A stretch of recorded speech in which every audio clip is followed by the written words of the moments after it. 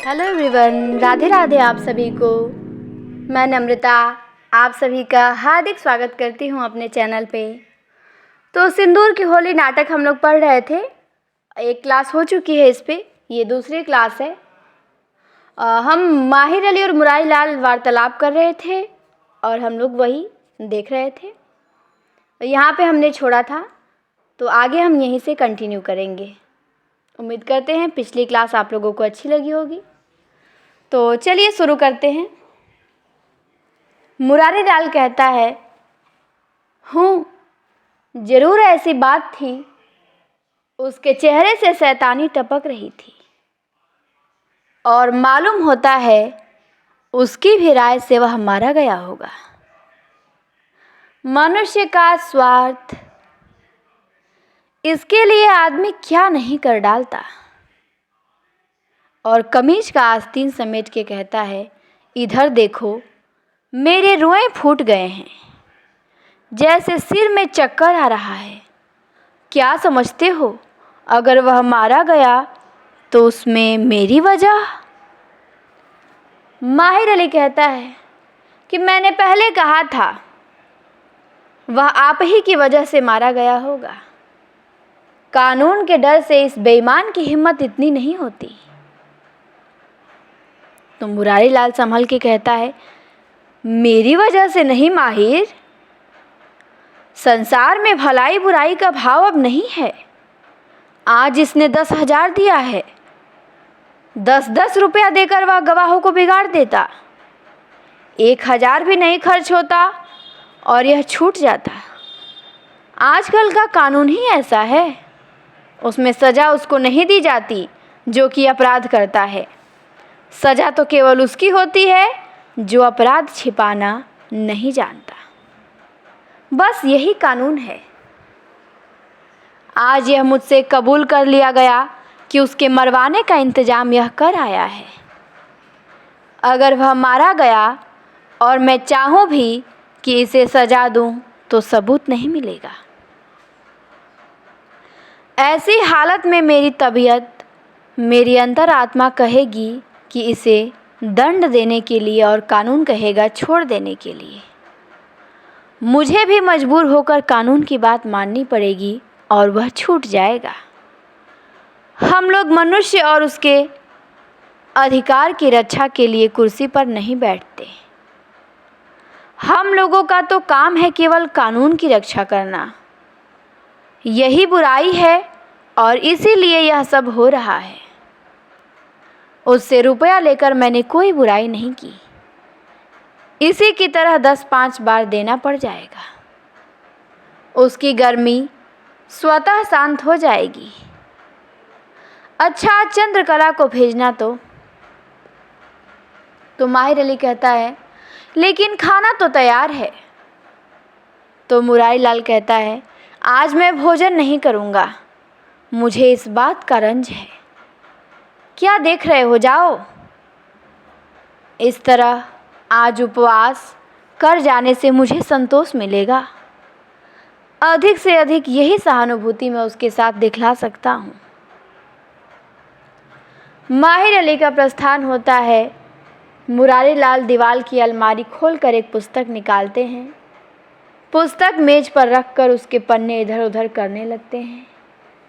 कई पन्ने इधर उधर उलट पुलट कर पुस्तक को खुली मेज पर छोड़कर अलमारी से दूसरा पुस्तक निकालते हैं और उसके पन्ने भी जल्दी जल्दी उलटकर देखने लगते हैं। थोड़ी देर तक मेज के किनारे खड़े होकर जैसे कुछ पढ़ते रहते हैं।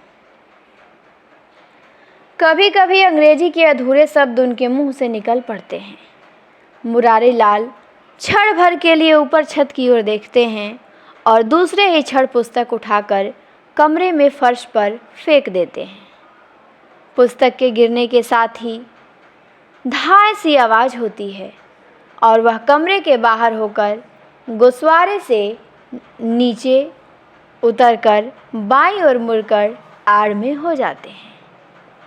माहिर अली और चंद्रकला का प्रवेश होता है।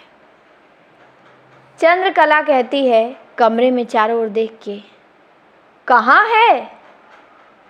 चंद्रकला इस ओर के गोल कमरे की ओर बढ़ती है और माहिर अली दूसरी ओर गोल कमरे की ओर जाता है और मेज़ की ओर बढ़ता है।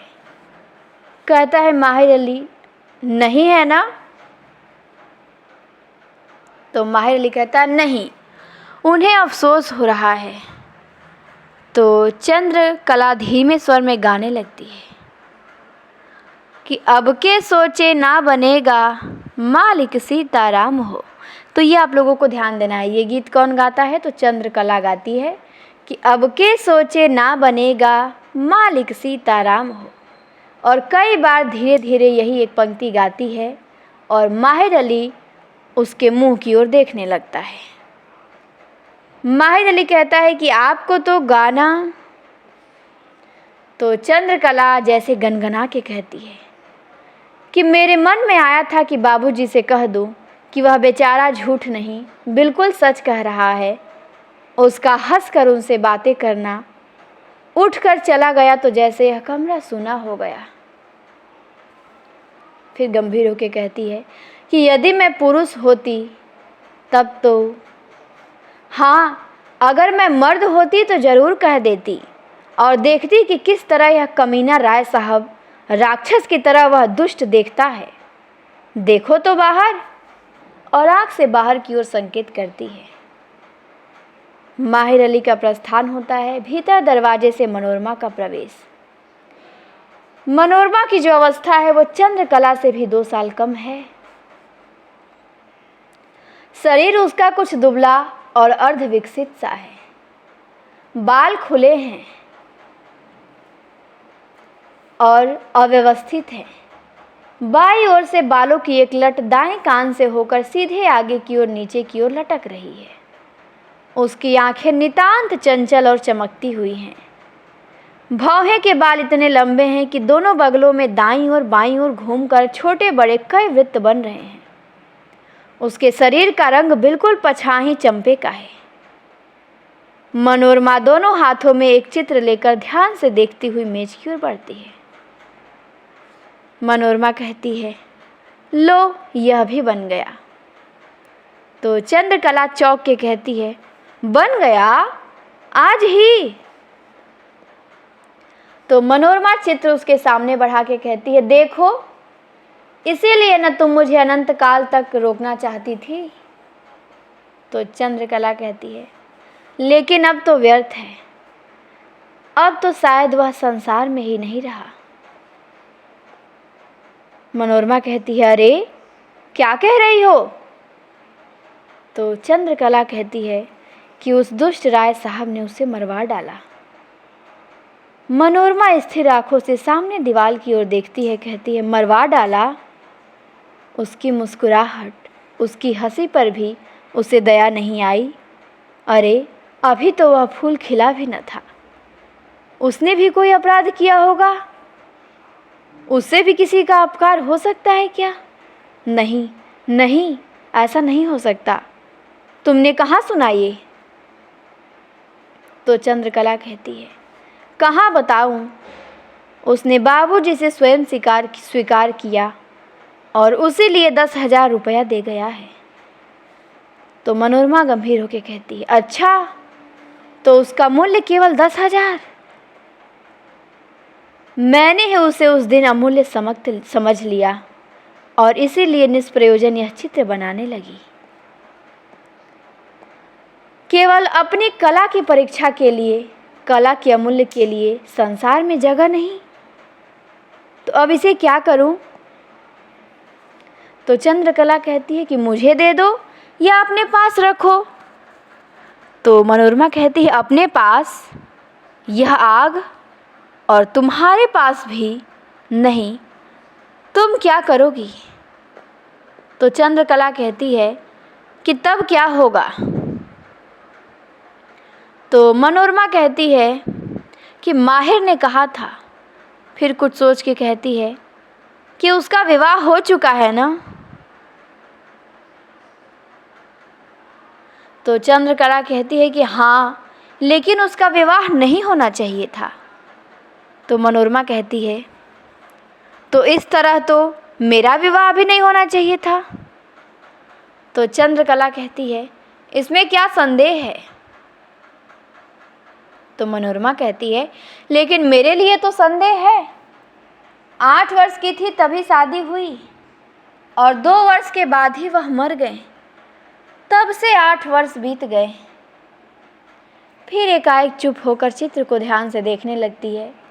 तो मनोरमा की शादी 8 वर्ष में ही हो गई थी और 10 वर्ष की उम्र में इसके पति का देहांत हो गया और 8 सालों से ये विधवा है। वर्तमान में इसकी उम्र जो है वो 18 साल की है। फिर चंद्रकला कहती है कि तुम्हें अपने विधवा होने का दुख नहीं है? मनोरमा विस्मय के स्वर में कहती है, दुख? जिस वस्तु का अनुभव ही नहीं हुआ उसके अभाव का दुख ही क्या? तो चंद्रकला कहती है कि तुम कह क्या रही हो? तो मनोरमा कहती है, मैं? फिर चुप होकर कुछ सोचने लगती है। तो चंद्रकला कहती है, हाँ हाँ, तुमने मुझे स्तंभित कर दिया।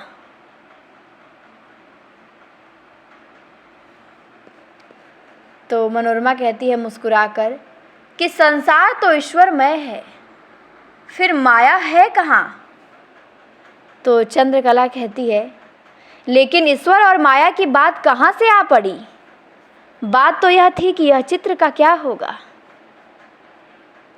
तो मनोरमा कहती है कि यह चित्र किसी प्रकार उस स्त्री के पास भेज देना चाहिए। तो चंद्रकला कहती है कि लेकिन वह करेगी क्या इसका, अगर वह अशिक्षित हो और उसके भीतर कला की भावना ही न हो?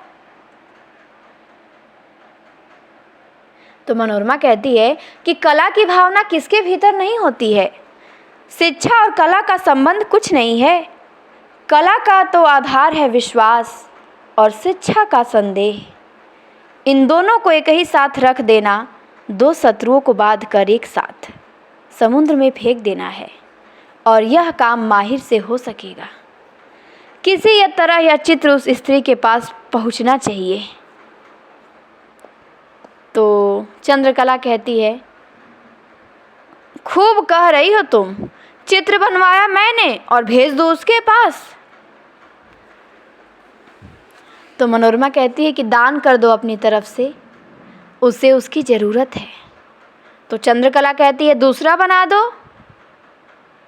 तो मनोरमा कहती है कि वह कैसे होगा? तो चंद्रकला कहती है, क्यों नहीं होगा, इसे भी तो तुम्ही ने बनाया है। तो मनोरमा कहती है कि लेकिन इसका आधार तो साकार था, निराकार तो कला की वस्तु नहीं है ना। तो चंद्रकला चित्र की ओर संकेत करके कहती है कि इसी को देख के उतार दो। तो मनोरमा कहती है कि लेकिन तो फिर वह चित्र ना होकर फोटो हो जाएगा, तुम यही भेज दो। तो चंद्रकला कहती है, ओह, तुम तो हट कर रही हो, इसका उपयोग वह किस रूप में करेगी? तो मनोरमा कहती है गंभीर होकर उसकी ओर एकटक देखती हुई कि दिन को इसकी पूजा करेगी और रात को अपने हृदय पर रख कर सोई रहेगी। तो चंद्रकला कहती है, ओह, तुम्हारा व्यंग बड़ा निष्ठुर होता है, तुम्हारा हृदय इतना सूखा है, न मालूम उसमें कला की भावना कैसे जाग पड़ी। तो मनोरमा कहती है कि इसका मतलब कि कीचड़ में कमल नहीं उगना चाहिए, लेकिन जो स्वभाव है वह कमल ताल के कीचड़ में उगेगा, लेकिन गंगा के बालू में नहीं। यही तो लोग नहीं समझते। और गंभीर होकर कुछ सोचने लगती है। चंद्रकला पूछती है, क्या सोच रही हो? मनोरमा कहती है कि यही कि तुमने अभी कहा है कि मेरा व्यंग निष्ठुर होता है। तो चंद्रकला कहती है कि मैं समझती हूँ ऐसा ही। तुम उस अभागिनी स्त्री के साथ व्यंग कर रही हो जिसका संसार आज सूना हो गया है। तो मनोरमा कहती है कि इसीलिए तो कह रही हूँ कि चित्र भेज दो, वह फिर किसी अंश तक भर उठेगा। सहानुभूति शब्दों में नहीं व्यक्त हो सकती बहन, कुछ करना चाहिए। आग के निर्धूम हो जाने पर उसको दाहक शक्ति बढ़ जाती है और तुम धुएं को आग समझ रही हो। चंद्रकला कहती है इसका मतलब? मनोरमा कहती है यही कि तुम्हें उसके दुर्भाग्य का दुख है, लेकिन तुम उसके लिए इतना त्याग भी नहीं कर सकती। तो चंद्रकला कहती है कि लेकिन मैं तो इस चित्र को अपने कमरे में रखना चाहती थी। उस दिन की स्मृति में उसका वह हंसना, उसकी रत्नार आँखें लंबी लंबी, उसका वह उभरा हुआ मस्तक और उस पर काले बालों की 2-4 लटें। पल भर में उसकी नज़रें कमरे में चारों ओर दौड़ गईं। उसका हंसना तो जैसे एक साथ जूही के असंख्य फूलों का बरस पड़ना था। तो मनोरमा कहती है कि तुम्हारा यह शब्द चित्र तो मेरे इस रेखा चित्र से भी बढ़ जाता है। चंद्रकला कहती है सो कैसे? मनोरमा कहती है कि जूही के फूलों की वर्षा तो मैंने दिखाया ही नहीं इसमें। तो चंद्रकला कहती है कि लेकिन मेरा चित्र कल्पना को नहीं जगा सकता और तुम्हारा तो उसे सहस्त्रमुखी कर देता है। तो मनोरमा कहती है मेरा? चंद्रकला कहती है हाँ, चित्र इतना सजीव मालूम हो रहा है कि जैसे अभी हंस पड़ रहा है। वह एक दिन के लिए, घड़ी भर के लिए यहाँ आए क्यों, जब इसी तरह चले जाना था। चित्र का नाम क्या रखा है तुमने? यौवन के द्वार पर। उसने चित्र का नाम रखा था, मनोरमा ने, यौवन के द्वार पे। तो चंद्रकला कहती है कि इसका नाम होना चाहिए था मृत्यु के द्वार पे। और उसकी ओर निर्निमेष देखती हुई कहती है कैसे बनेगा यह? तो मनोरमा कहती है कि चित्र में तो वह सदैव यौवन के द्वार पर रहेगा और चित्र में तो वह मरा नहीं, लेकिन तुम तो इतनी विकल हो रही हो जैसे तुम उसके प्रेम में। तो चंद्रकला कहती है तुम जानती हो मैं किसे प्रेम करती हूँ? प्रेम 2-4 से तो हो नहीं सकता, और फिर अब प्रथम दर्शन में प्रेम का समय भी नहीं रहा। वह तो युग दूसरा था जब हृदय का रस संचित रहता था और अनायास किसी ओर बह उठता था। अब तो उस व्यंग की मात्रा संचय से अधिक हो गई है। उसके साथ प्रेम की नहीं, विनोद की बात हो सकती थी, उसके साथ खिलवाड़ हो सकता था, तबीयत बहलाई जा सकती थी। और इतना कहते कहते उसकी आंखों में आंसू आ जाते हैं। मनोरमा कहती है ऐ तुम रो रही हो? चंद्रकला छाती पे हाथ रखते हुए कहती है यहाँ दर्द हो रहा है, सांस लेने की तबीयत नहीं चाहती।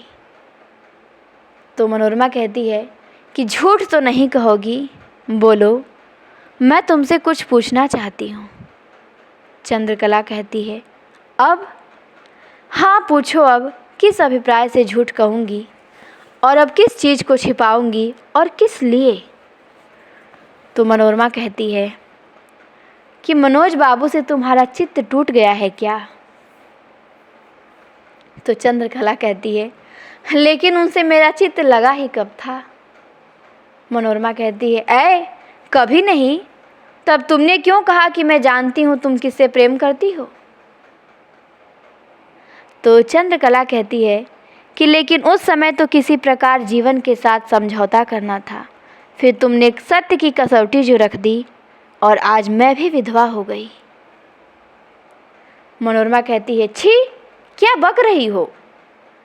तो चंद्रकला कहती है तिछड़ा है ना, तब फिर सत्य के लिए क्यों कहा तुमने? सत्य तिछड़ा होता ही है। मनोरमा कहती है तुम्हें अपनी मर्यादा का भी ख्याल नहीं है? मान लो यही बात है तो तुम्हें इस तरह रोना चाहिए? कोई सुनेगा तो क्या कहेगा? तो चंद्रकला कहती है कि कोई सुनेगा कैसे और मैं किससे कहूँगी? तुमने सुन लिया, इसीलिए कि मेरा सर्वस्व चले जाने पर सत्य, यह अंतिम आधार भी जाने लगा, बस इसीलिए। एकाएक कुर्सी पे बैठकर चित्र से अपना मुंह ढक लेती है। मनोरमा उसके पास जाकर उसके सिर पे हाथ रखती है, धीरे धीरे उसके बाल पर हाथ फेरने लगती है और मुरारी लाल का प्रवेश होता है। चंद्रकला जल्दी से उठती है, चित्र को मेज पर रखकर शीघ्रता से उनकी ओर देखकर भीतर निकल जाती है। मुरारी लाल कहते हैं, क्या हो गया जी इसे? इसकी आंखें तो लाल हो रही हैं, जैसे रो रही थी। चंद्रकला, चंद्रकला।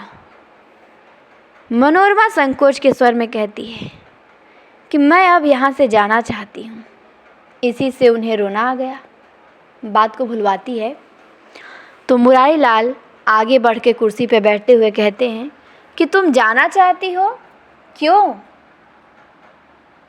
तुम्हारा कहीं घर नहीं है ना? तो मनोरमा कहती है कि कहीं घर बनाऊंगी। तो मुरारी लाल कहते हैं कि तब यही घर क्या बुरा है? और उसका हाथ पकड़कर ध्यान से उसका मुख देखते हुए कहते हैं कि तुम्हें यहाँ कोई कष्ट नहीं होगा। तो मनोरमा कहती है कि संसार की सीधी भाषा में जिस चीज़ को लोग सुख समझते हैं वह तो मुझे यहीं 2 महीनों से मिल रहा है। समय पर स्वादिष्ट भोजन और सुख की नींद, सुंदर वस्त्र, संसार का सुख तो इन्हीं 3 वस्तुओं में सीमित है। यह सब होते हुए भी तो यह आपका घर है और मुझे अपना घर बनाना है। मुरारी लाल कहते हैं मुस्कुराने का प्रयत्न करते हुए, लेकिन मेरे घर को ही अपना घर समझ लेने में तुम्हें क्या अड़चन है? तो मनोरमा कहती है कि कानून और कला का साथ नहीं हो सकता ना। कानून दंड देगा और कला क्षमा करेगी। कानून संदेह करेगा और कला विश्वास करेगी। और अपना हाथ खींचकर मेज की दूसरी ओर खड़ी होती है। तो मुरारी लाल कहते हैं, तुम्हारा हृदय प्रेम से नहीं? तो मनोरमा ओठ पर उंगली डाल के कहती है, इसीलिए कि मैं विधवा हूँ। तो मुरारी लाल कहते हैं कि लेकिन तुमने तो अपने प्रेमी का मुख भी नहीं देखा और तुम्हें इसका कोई ज्ञान नहीं। मनोरमा कहती है कि इन आँखों से तो कभी नहीं देखा, लेकिन कल्पना की आँखों से नित्य देखती हूँ। नित्य 20 वर्ष का स्वस्थ सुंदर सम्मोहक शरीर, चंद्रमा सा मुख, कमल सी आँखें, कमान सी भौहें, घने काले नीलम से चमकीले बाल। आँख बंद करके कहती है कि वह स्वरूप इस समय मेरे सामने आ गया है। देखिए तो शायद आपको भी दिख जाए। तो मुरारी लाल अन्य मनस्क होके कहते हैं कि मुझे तो दिख रहा है यह चित्र, यही तो नहीं है? अरे यह तो रजनीकांत का चित्र है, उस लड़के का। उफ। तो मनोरमा चित्र की ओर देखती है और कहती है, अच्छा नहीं बना क्या? तो मुरारी लाल कहता है, बिल्कुल वैसा ही जैसा वह था, वैसा ही यह चित्र तुमने क्यों बनाया, किस लाभ से? और मनोरमा की ओर देखता है और कहता है कि इस चित्र से तुमको क्या फ़ायदा था? मनोरमा कहती है, कला की साधना अपने लाभ के विचार से नहीं होती। गुलाब खिल रहा था, वसंत आ रहा था। आधी रात को पूर्णमासी का चंद्रमा धरती की ओर देख रहा था। उसे देखकर मेरी कल्पना और भावना उत्तेजित हो उठी। मैंने उसका चित्र बना दिया। मुरारी लाल कहता है कि तुम भी एक समस्या हो। मनोरमा कहती है कि यह आपको कैसे मालूम? तो मुरारी लाल कहता है कि इसीलिए कि मैं तुम्हें समझ ही नहीं पाता। मनोरमा कहती है, लेकिन आप इसकी कोशिश ही क्यों करते हैं? मुरारी लाल कहते हैं, तो क्या ना करूं? मनोरमा कहती है, हरगिज नहीं। आप ही सोचिए कि दूसरों के दंड की व्यवस्था तो आप करते हैं, आपके दंड की व्यवस्था कौन करेगा? और यह उचित भी नहीं। कई दिनों से आप इस तरह संकेत करते हैं। आप अपनी मर्यादा भूल रहे हैं। मैं विधवा हूँ, मेरे साथ परिहास का कोई अर्थ नहीं। मुरारी लाल कहते हैं कि मैं तो इसे केवल परिहास नहीं, सत्य बनाना चाहता था। तो मनोरमा कहती है कि सत्य का बना लेना इतना सरल होता तो फिर संसार से झूठ का नाम निकल जाता, या कम से कम शराबी की शराब, हत्यारे की हत्या, चोर की चोरी, यह सब कुछ सत्य हो उठता और इन चीज़ों की बुराई निकल जाती। मुरारी लाल कहते हैं, अच्छा तो तुम कहाँ जाओगी? मैं तुम्हें रोकना नहीं चाहता, तुम जा सकती हो। मनोरमा मुस्कुरा के कहती है, सत्य का सूत कच्चा था, कितनी जल्दी टूट गया। आप मुझे रोकेंगे क्यों? मुरारी लाल कड़े स्वर में कहते हैं कि मैं तुमको बुलाने भी नहीं गया था। मनोरमा कहती है कि आपके लड़के ने मुझे बुलाया था चित्रकला सीखने के लिए, और मैं यहाँ मजदूरी करने आई थी। इसमें आपकी कोई बड़ी अनुकंपा नहीं है। अगर यह आपकी इच्छा हो तो मैं स्वीकार कर लूँगी कि मैं आपके यहाँ सम्मान के साथ रही। इसके लिए मैं आपकी कृतज्ञ हूँ। बस शायद आप प्रसन्न हो जाएंगे। क्षमा कीजिएगा, पुरुष आँख के लोलुप होते हैं, विशेषतः स्त्रियों के संबंध में। मृत्यु शैया पर भी सुंदर स्त्री इनके लिए सबसे बड़े लोभ की चीज़ होती है। मुरारी लाल कहते हैं कि तुम चुप नहीं रहोगी। मनोरमा कहती है कि भय की बात तो मैंने सीखी नहीं। लाल आँखों का असर अगर मेरे मन पे कुछ भी पड़ता तो अब तक तो मैं कभी भी खो बैठी होती अपना चरित्र, और अब तक नरक की सबसे निचली तह में पहुंच गई होती। एक चित्र मैंने आपका बनाया है, और एक चंद्रकला का, और एक मनोज बाबू का, और चौथा चित्र ये है। 3 चित्र आप लोग ले लीजिए और इसे मैं ले जाऊंगी। तो मुरारी लाल कहते हैं कि पता नहीं रजनीकांत की इस समय क्या दशा होगी, जीता होगा या मर गया होगा। रजनीकांत वही है जिसका मनोरमा ने चित्र बनाया है। तो मनोरमा कहती है, उह, मेरे लिए क्या, घड़ी भर के लिए यहाँ आकर मेरी कला को जगा गया। इतना सुंदर चित्र अब तक मेरी कलम से नहीं बना, और यही मेरा अंतिम चित्र होगा। मुरारी लाल कहते हैं, अंतिम क्यों? मनोरमा कहती है कि मैं ऋषिकेश जाऊंगी और रंग और कलम गंगा में फेंक कर माला लूँगी। मुरारी लाल कहते हैं, इसी अवस्था में? मनोरमा कहती है कि और नहीं तो क्या, मरने के समय, जब उंगलियां माला के साथ खिलवाड़ न कर सकेंगी, जब हाथ कांपने लगेगा तब जाऊंगी माला पकड़ने। तो मुरारी लाल कहते हैं, अच्छा चंद्रकला को जरा भेजो तो। अच्छा नहीं, मैं ही जाऊंगा। और मुरारी लाल का भीतरी दरवाजे से प्रस्थान होता है, और मनोरमा इधर चित्र पर उंगली घुमाने लगती है। माहिर अली और मनोज शंकर का बातें करते हुए प्रवेश। माहिर अली कहते हैं कि ना कहिएगा, अभी आप सब नहीं जानते, मेरी तबीयत घबरा गई है। माहिर अली बिस्तर और चमड़े का सूटकेस बाईं ओर की गोल कोठरी में लेकर चला जाता है, और मनोज शंकर आगे बढ़कर मेज के पास कुर्सी पर बैठता है और मनोरमा के हाथ से चित्र लेकर देखने लगता है। मनोज शंकर कहता है, प्रसन्न तो हो? तो मनोरमा कहती है कि मैं। तो मनोज शंकर कहता है कि हाँ तुम। यहाँ और कोई है जिससे पूछ रहा हूँ? तुम्ही से तो पूछ रहा हूँ भाई। वाह, कितना सुंदर चित्र है। और फिर जैसे चित्र को देखने में तन्मय हो जाता है, और मनोरमा उसकी ओर देखने लगती है और कहता है कि यह चित्र बिल्कुल कल्पित है।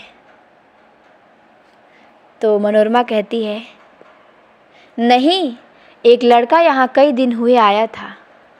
इसी परगने का कोई जमींदार था।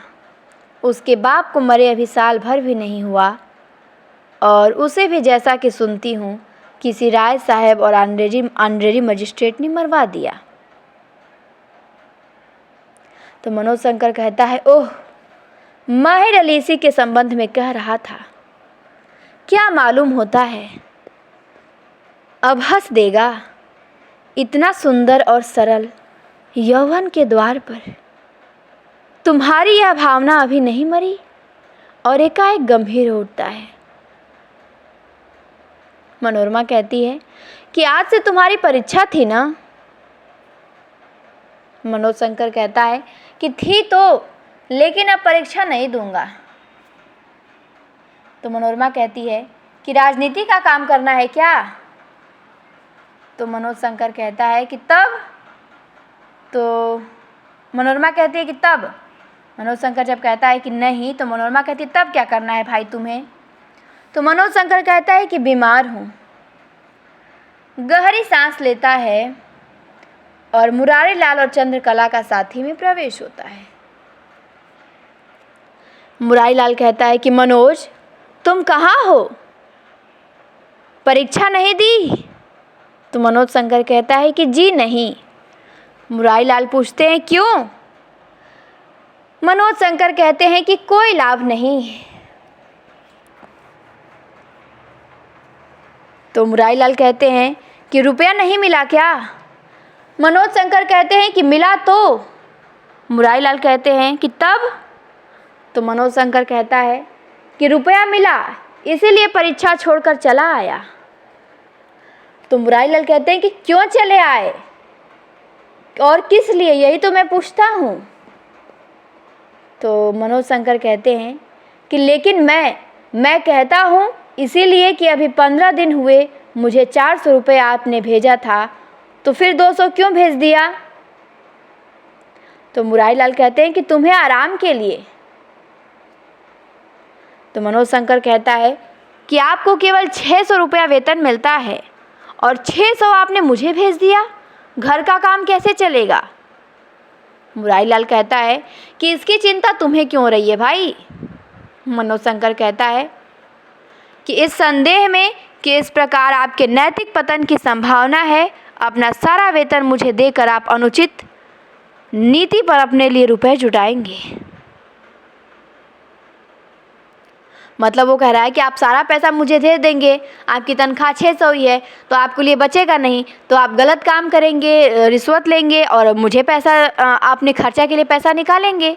तो इसीलिए मैं चला आया ताकि आप गलत नीति ना अपनाएं। तो मुरारी लाल कहता है कि हो सकता है ऐसा, लेकिन तुम्हारा क्या जाता है? मनोज शंकर कहता है चित्र उठाकर, आप कह सकते हैं यदि यह मारा गया हो तो इसमें आपका अपराध किस अंश तक होगा? और तीव्र दृष्टि से उनकी ओर देखता है। मुरारी लाल कहते हैं कि तुम्हें क्या हो गया है? तो मनोज शंकर गंभीर होकर कहते हैं, आज 15 दिन से बाबूजी को बराबर स्वप्न में देखता हूँ।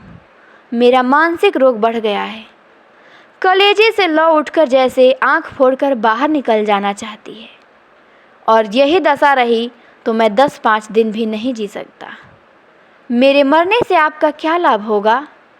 और मुरारी लाल की तरफ ध्यान से देखने लगता है। मुरारी लाल कहते हैं कि मैं तुम्हें अपने पुत्र से किसी अंश में भी कम नहीं समझता और मैं तुम्हें मार डालना चाहता हूँ, और जिसके लिए चोरी करे वही कहे चोर। तो मनोज शंकर कहता है कि 10 वर्ष का समय निकल गया। आप रुपए के बल पे मुझे विनोद और ऐश्वर्य में अंधा बना देना चाहते हैं, जिससे मैं आपसे न पूछूं कि उन्होंने आत्महत्या क्यों की, बाबूजी ने आत्महत्या क्यों की। जो समय बीतता जा रहा है यह रहस्य मुझसे दूर होता चला जा रहा है, लेकिन मेरे मन में, मेरी अंतरात्मा में जो आग लगी है वह कितनी दारुण है। आप उसे देखना नहीं चाहते? और इस तरह कब तक मेरा प्राण बचेगा? मुरारी लाल उद्वेग से उसकी ओर देखने लगते हैं। सामने की ओर से कई आदमी एक खिंडोला लेकर प्रवेश करते हैं और बंगले के बरामदे में उतार देते हैं। मुरारी लाल चौंक कर देखते हैं और आगे बढ़ते हैं और बरामदे में पहुंच जाते हैं। मुरारी लाल कहते हैं, ऐ रजनीकांत, अंत में हो गया, मरवा ही डाला उस बदमाश ने। चंद्रकला तेजी से लाश के पास जाती है और रजनीकांत आँख खोल देता है और चंद्रकला की ओर देखने लगता है। उसका सिर फट गया है और खून की धार सिर से होकर नीचे पैर तक चली गई है, जिसमें कुर्ता धोती रंग गई है। और चंद्रकला क्षण भर उसकी ओर देखती है। चंद्रकला कहती है, आह, अब भी मुस्कुराहट। फिर रुमाल से अपना मुंह दबाती हुई भीतर चली जाती है और माहिर अली वहीं फर्श पर रजनीकांत की लाश के पास बैठ जाता है। माहिर अली कहता है, आह, मार डाला बदमाशों ने, हड्डियां टूट गई हैं बेचारे की। मुरारी लाल झुककर रजनीकांत की ओर देखने लगते हैं।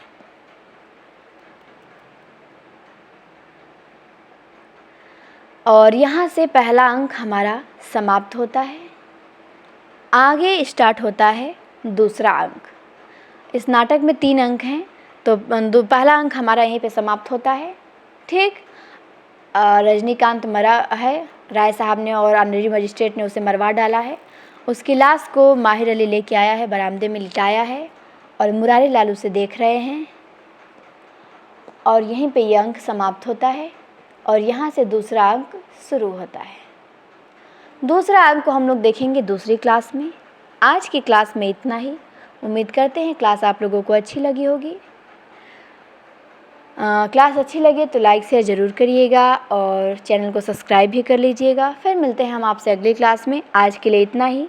क्लास देखने के लिए आप सभी को बहुत बहुत आभार। फिर मिलते हैं शीघ्र ही अगली क्लास में।